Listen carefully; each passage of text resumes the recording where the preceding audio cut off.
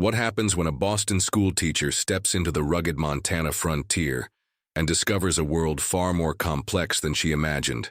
As cultures clash and loyalties are tested, one choice will change everything. Thank you so much for watching and for all your comments.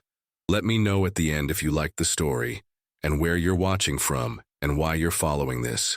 The Montana Territory, 1876. A chilly autumn wind swept across the plains as Eleanor Hayes clutched her coat tighter around her slender frame. At 22, she had traveled from Boston to the frontier town of Fort Benton to work as a schoolteacher. The stagecoach jolted over the rough terrain, causing her to grab the wooden seat. "First time out west, miss?" The older gentleman sitting across from her smiled knowingly. "Is it that obvious?" Eleanor adjusted her spectacles, embarrassed. "Everyone's got that same look when they first see this country. Beautiful but harsh." He gestured toward the vast landscape outside the window. "Be careful, though. The tensions with the Blackfeet ain't settled yet." Eleanor nodded politely but felt a twinge of unease. She had read about the conflicts between settlers and native tribes, but believed in the possibility of peaceful coexistence. Her brother James, who had settled in Montana 2 years prior, had written to her about teaching opportunities. What he hadn't mentioned was the growing hostility in the region. The stagecoach arrived at Fort Benton by nightfall.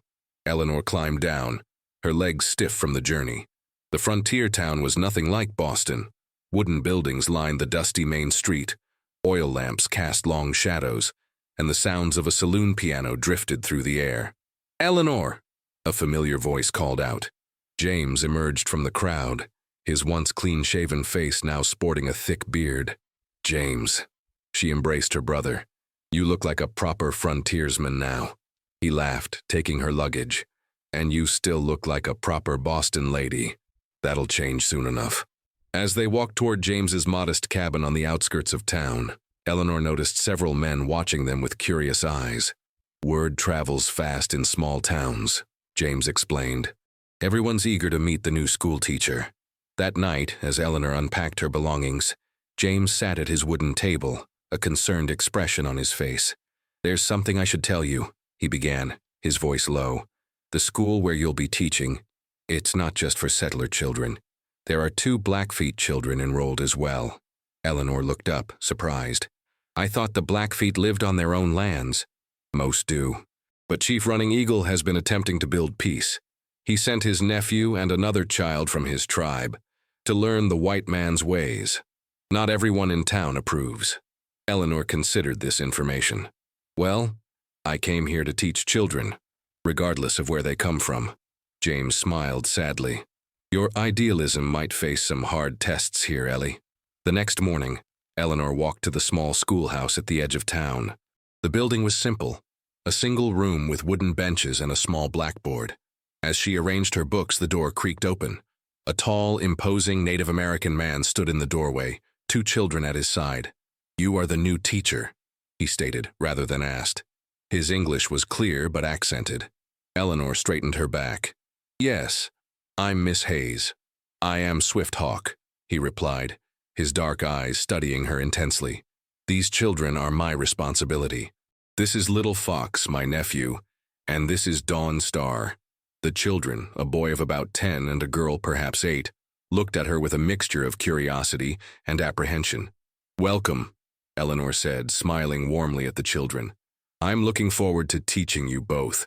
Swift Hawk didn't return her smile. "Teaching is good. Understanding is better. These children walk in 2 worlds now. It is dangerous." Before Eleanor could respond, Swift Hawk turned to leave. At the doorway, he paused. "My brother, Chief Running Eagle, believes peace comes through knowledge. I am not convinced, but I watch over these children. Remember that, Miss Hayes." As the day progressed, more children arrived. 12 in total, 10 from settler families, and the 2 Blackfeet children. Eleanor noticed immediately how the settler children kept their distance from Little Fox and Dawn Star. "Today, we'll begin by introducing ourselves," Eleanor announced, trying to bridge the gap. Each child stated their name, though when it came time for the Blackfeet children to speak, an uncomfortable silence fell over the room. Little Fox stood proudly. "I am Little Fox, son of Running Eagle, chief of the Blackfeet." A boy in the back snickered. My pa says Indians shouldn't be in our school. Eleanor's face flushed. In this classroom, we respect each other. Everyone deserves an education. That evening, as Eleanor recorded the day's events in her journal, a knock came at James's cabin door. It was Sheriff Miller, a stern-faced man with a gray mustache. "Miss Hayes," he said, removing his hat. "I understand you had some trouble at the school today." "Nothing I couldn't handle, Sheriff." The sheriff frowned.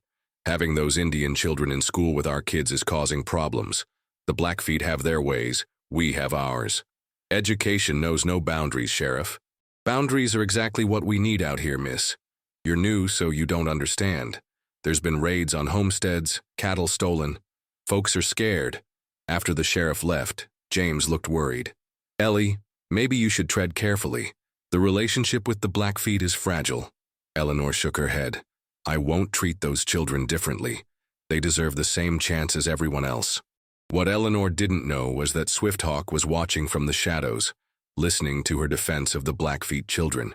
His expression remained unreadable, but something in his eyes had changed.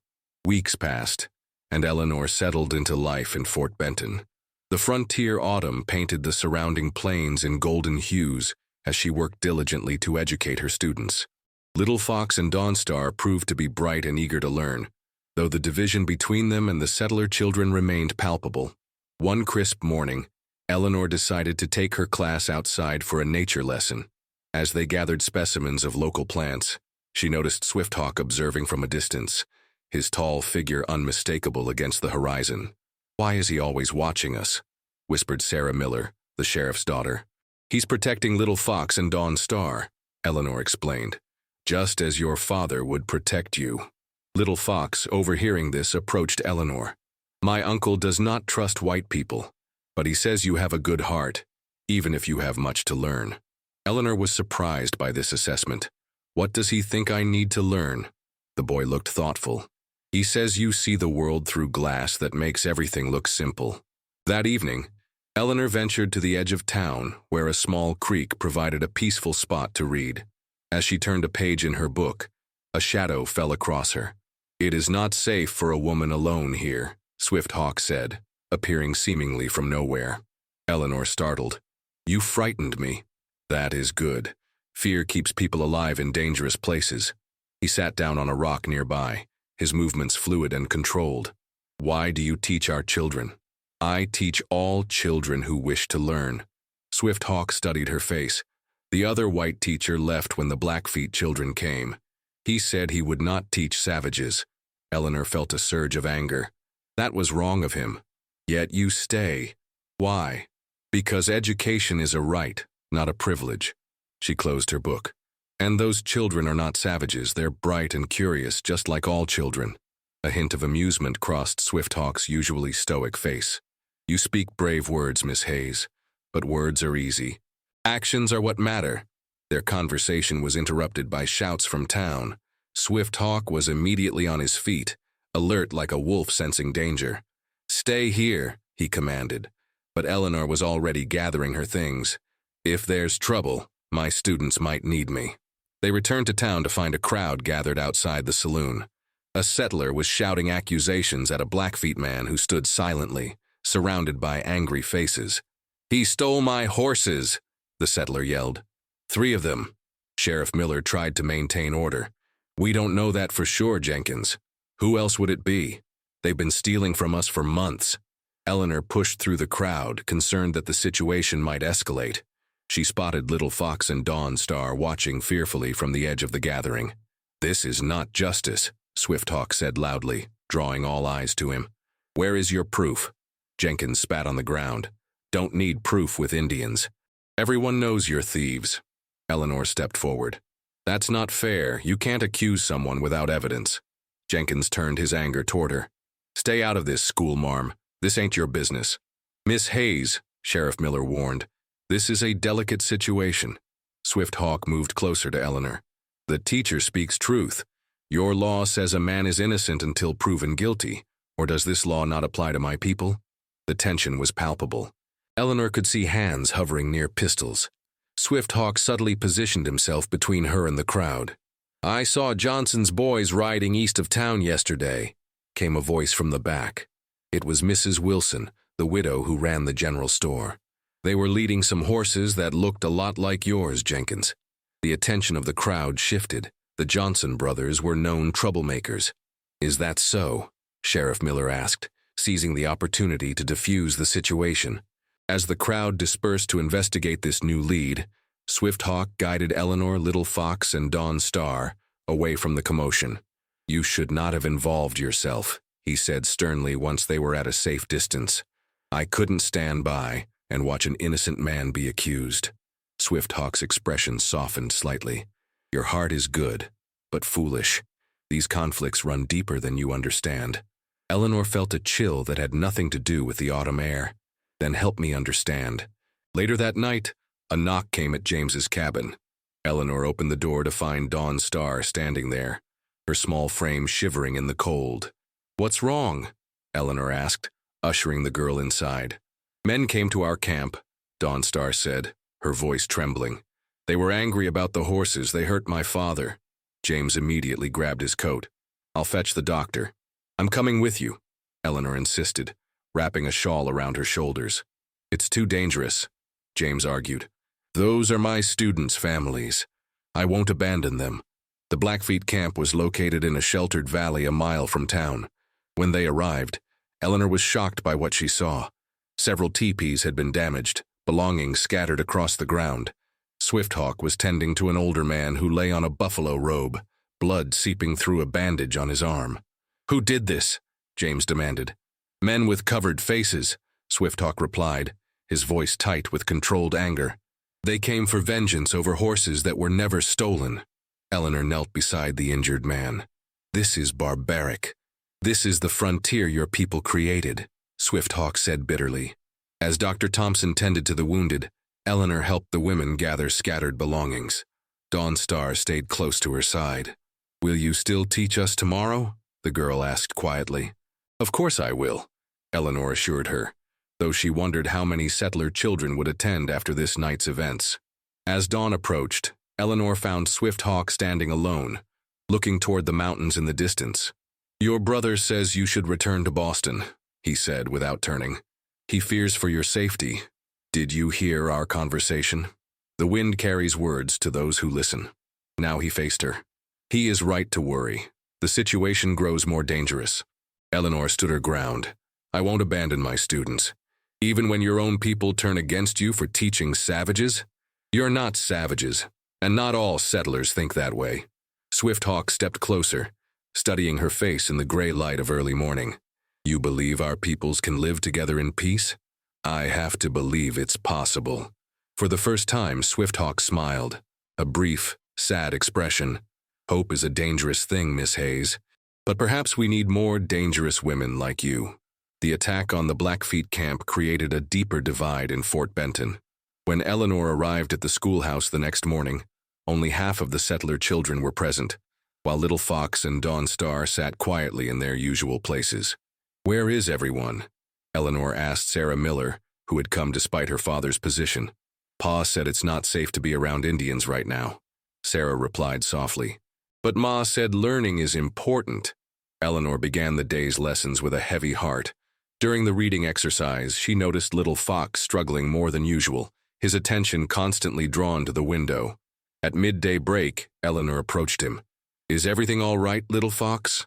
The boy's eyes met hers, filled with worry beyond his years.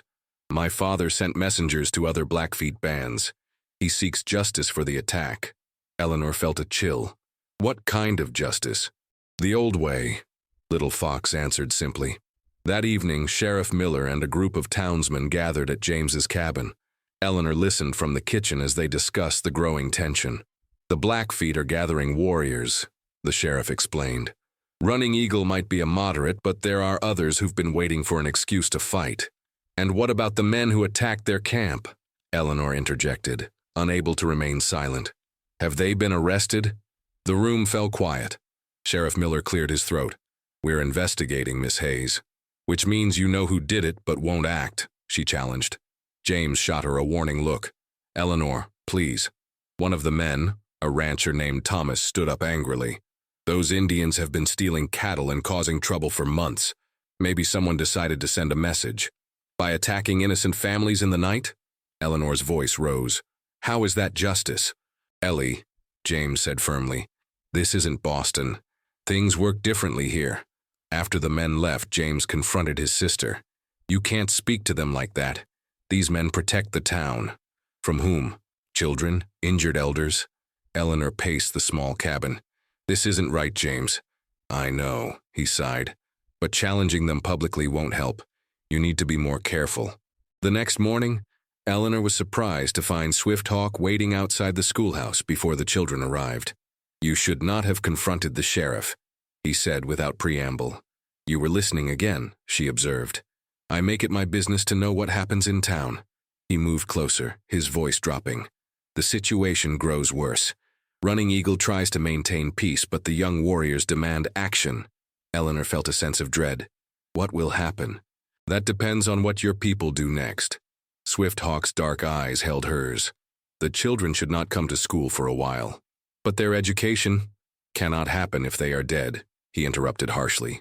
Eleanor stepped back, shocked by his bluntness. Surely it won't come to that. You still see with those glass eyes. Swifthawk's expression softened slightly. Your heart is good, but you do not understand the depth of the hatred some of your people carry. Later that day, only Sarah Miller came to school. The Blackfeet children were absent, as were the rest of the settler children. Eleanor used the time to teach Sarah individually, though her mind was troubled.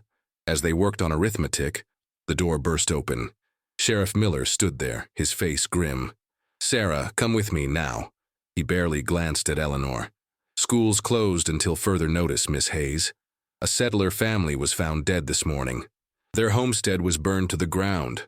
Eleanor felt the blood drain from her face. The Blackfeet? Arrows were found, he said curtly. War party markings on the fence posts. Men are gathering at the saloon now. After they left, Eleanor stood alone in the empty schoolhouse, her mind racing. She couldn't believe Running Eagle would authorize such an attack, not when he had sent his own nephew to learn among the settlers. Making a decision, Eleanor hurried back to James's cabin to find him loading a rifle. What are you doing? She demanded. The town's forming a militia, he explained grimly. I have to go. To do what? Attack the Blackfeet camp? There are children there, James. It's not that simple, Ellie. People are scared. Please, she begged. At least wait until we know for certain who's responsible. James hesitated. I'll try to keep them from doing anything rash, but I can't promise more than that. After James left, Eleanor paced the cabin, tormented by indecision. Finally, she grabbed her coat and headed out, not toward town, but in the direction of the Blackfeet camp. The sun was setting as she approached the valley. Before she reached the camp, a figure on horseback intercepted her. You should not be here, Swifthawk said, dismounting in one fluid motion. There's going to be violence, Eleanor explained breathlessly.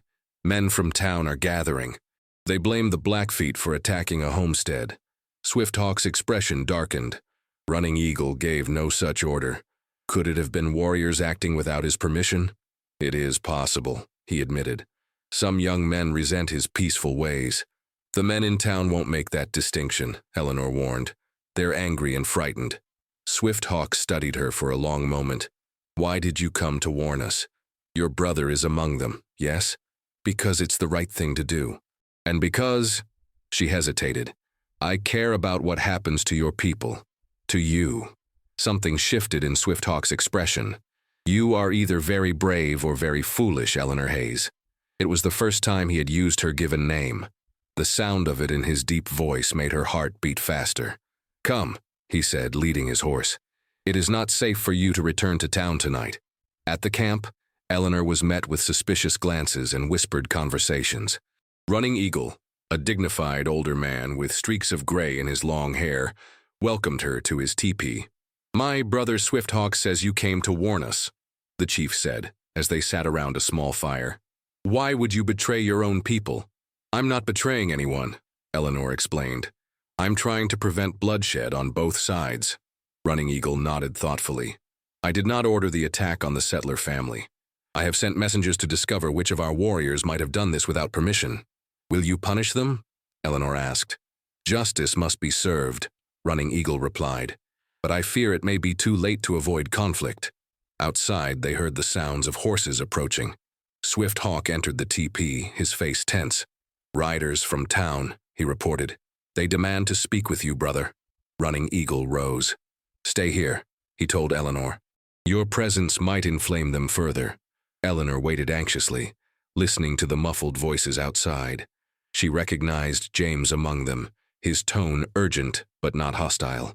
After what seemed like hours, Swift Hawk returned. "Your brother speaks for peace," he said with grudging respect. "He convinced the others to wait until morning for our response." "What will you do?"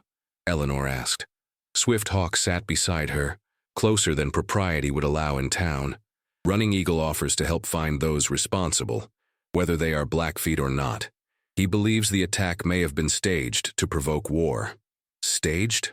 By whom?" "There are those who want our remaining lands," Swift Hawk explained. "War would give them reason to drive us out completely." Eleanor considered this. The Johnson brothers, they were suspected of horse theft before. Could they be involved in something bigger? Swift Hawk's eyes narrowed. "The men with spotted horses? They have been seen near our hunting grounds many times." As night deepened, Eleanor remained in the camp. Swift Hawk brought her blankets and sat with her outside under the vast Montana sky. "Your world and mine," he said quietly, gazing at the stars. "They seem so far apart." "But we're under the same sky," Eleanor replied. "Perhaps that's a start." Swift Hawk turned to her. "You still believe peace is possible?" "I have to," she whispered. "The alternative is too painful to consider."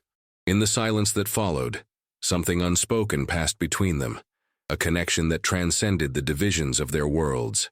"Rest now," Swift Hawk finally said, rising to his feet. "Tomorrow will bring its own challenges." As Eleanor lay down to sleep, she realized how dramatically her life had changed in just a few short months. The Boston socialite who had arrived in Montana seeking adventure now found herself caught between two worlds, with her heart increasingly torn between them. Dawn broke over the Montana landscape, painting the sky in brilliant oranges and pinks. Eleanor awoke to find the Blackfeet camp already active, warriors preparing their horses while women gathered children close. Swift Hawk entered the teepee where she had spent the night. "The men from town approach," he informed her. "Running Eagle has learned that 3 young warriors did participate in the attack. They have been confined." Eleanor rose quickly. "Will he turn them over?" "He offers justice according to both our ways. The young men will face punishment from the tribe and will help rebuild what was destroyed." Swift Hawk's expression was grave. "But I fear this may not satisfy the townspeople."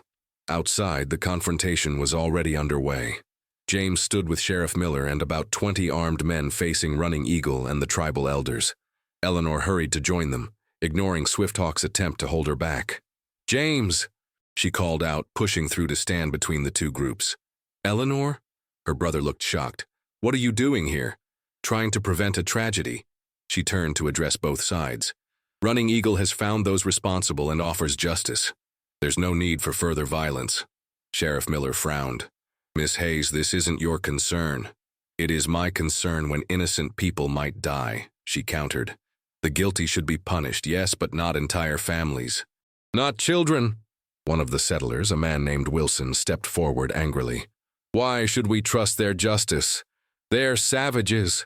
No more savage than attacking a peaceful camp in the night," Eleanor retorted, referencing the earlier attack on the Blackfeet.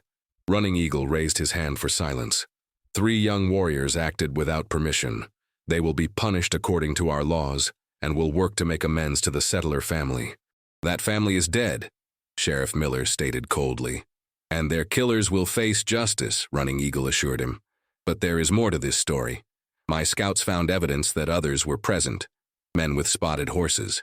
A murmur ran through the crowd of settlers. The Johnson brothers were known for their distinctive Appaloosa horses. James turned to the sheriff.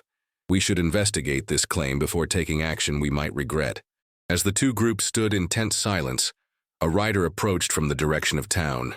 It was Mrs. Wilson, the widow who ran the general store. "Sheriff," she called out, reining her horse to a stop. "The Johnson brothers were just caught trying to sell items belonging to the murdered family. They had blood on their clothes." and couldn't explain it. The revelation sent shockwaves through both groups. Sheriff Miller's face darkened with anger, and something else, embarrassment. "Are you saying white men were involved in the killings?" he asked. "It appears so," Mrs. Wilson confirmed. "They're locked up now. Dr. Thompson found arrows in their saddlebags, Blackfeet arrows they likely took to plant at the scene." Eleanor looked at Swifthawk, whose expression remained impassive, though his eyes reflected a bitter understanding. "This changes things," Sheriff Miller admitted reluctantly. Running Eagle stepped forward. "Let us work together to find the full truth. My warriors who participated will face justice from both our peoples. Your criminals must do the same." The tension slowly began to dissipate as both groups recognized the complexity of the situation. James approached Eleanor. Relief and concern mingled on his face. "You took a terrible risk coming here alone," he admonished her. "I wasn't alone," she replied, glancing at Swifthawk, "and it was a risk worth taking." In the days that followed, an uneasy peace settled over Fort Benton. The Johnson brothers confessed to orchestrating the attack, hoping to drive the Blackfeet away so they could claim valuable hunting grounds. The 3 young Blackfeet warriors who had participated, motivated by revenge for the earlier attack on their camp, were sentenced to help rebuild damaged homesteads under supervision.